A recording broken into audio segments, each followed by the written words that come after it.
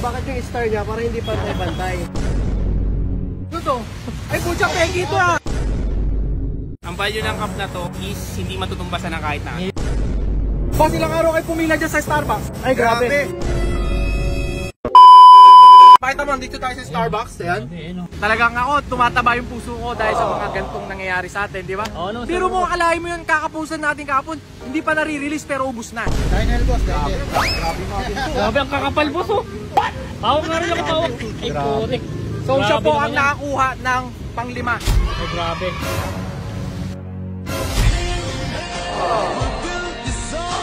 Yun. Bakit mo binili to? Kasi ang ano talaga number 7 yung gusto. Ah, 7 talaga yung gusto mo. Kaso nakuha ng isa. nakuha. Note ko siya, number 5. Tapos natuwa nga ako sa'yo, nagpapalo ako sa'yo. Swerte mo kuya kasi 10 lang. Kayong meron nito. 5.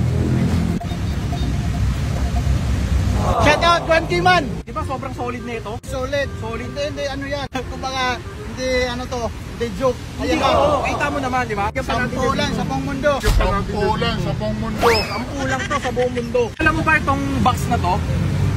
May presyo na yan. Huwag mo ibebenta yung box na yan. May ilang araw ka pumila dito sa Starbucks. Ay grabe. Hindi po 3 araw ato eh. Ngayon lang. Ang ngayon ba? Ito lang kasi Ngayon lang ba? Hindi kasi nagbayad na yun. Oo. Nagbayad. sulit. Haring bangis lang sa kalab. Bossing, ano to? Ay pucha, pegi ito ah. Bigay mo tulad. Hindi mo ba alam competitor namin yan eh? Wala, ba't ganun? Nakala ko tropa kayo. Di ano po, inspired dyan, inspired. Ah, hindi inspired dyan. Hindi, tropa yan si Tio. So talagang fan ka ng mga ano. Ah, reseller siya. Ako, kung gusto nyo mag-reseller, sabihin nyo lang. Kaya nagmamahal kasi to. Kasi sabihin nila, mahal, di ba? Hindi nila alam, lahat to from the scratch. From the scratch talaga, boss. At yung box kita mo, from the scratch yan. Oh. Oh, na yan, oh.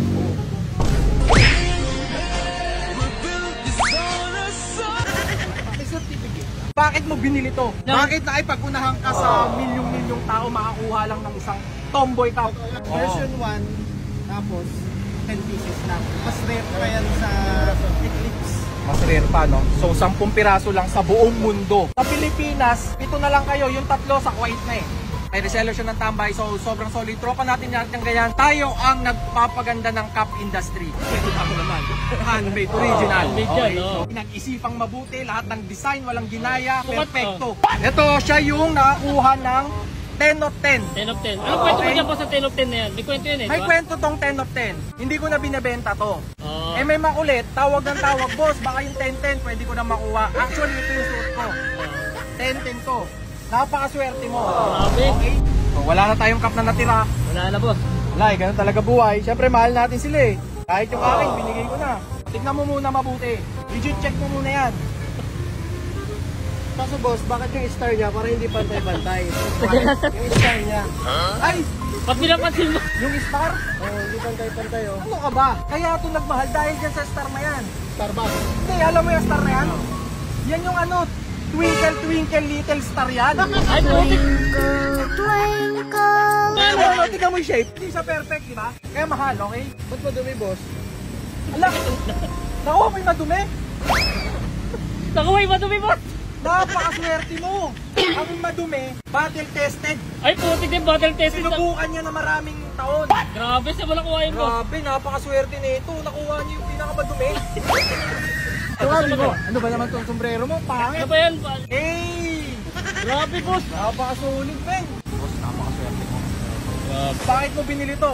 Tomboy cup na napakalupit. Binili ko to kasi, diba sa Baraha, meron tayong tinatawag na Jack, Queen, King. Kung ito kino-consider ko to as a joker. Itong cup na to, mataas yung value. Wow. Grabe. Grabe. Pipirmahan na natin yan para maging legit. Kasi pag ganito lang yan, hindi yan legit. 6 of 10. Ang value ng cup na to is hindi matutumbasan ng kahit na. Mismo. Yeah. Yan ang sinasabi ko. Grabe. Yung istorya nito ang hindi yung mababayaran. May istorya to eh.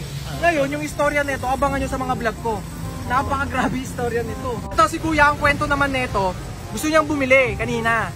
Eh ang problema, wala na eh. Sold out na eh. Kuya, halika. Oh, picture ka lang, picture. Kuya, ano masasabi mo? Gusto mo bumili ka na pero naubusan na eh. Okay na. Next version na lang, no? Opo. Next version na lang. Okay, napakatindi na ito. Sir, bakit nyo kinuha to, sir? Naniniwala kasi ako na darating ang araw, magiging sought after to eh. Hahanapin to. Ginawa ko, bumuli ako ng dalawa.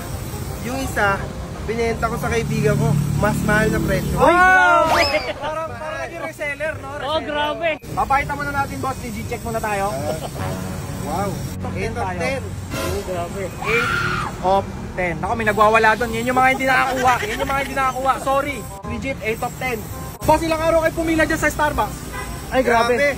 May isang linggo. Isang linggo.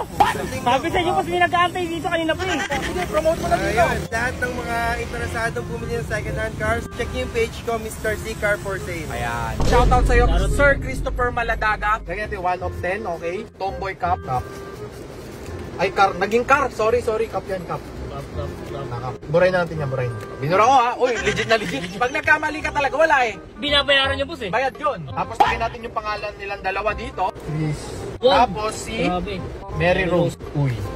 O eto, pwede mong i-resell tong karton na to.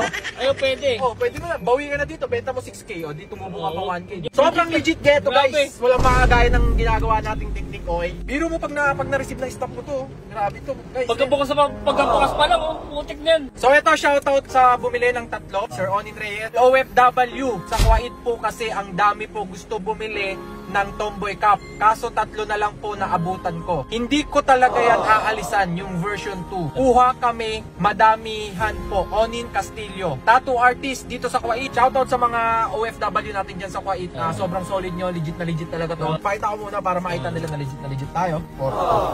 Ayun yung mga maganda ipaprime eh, no?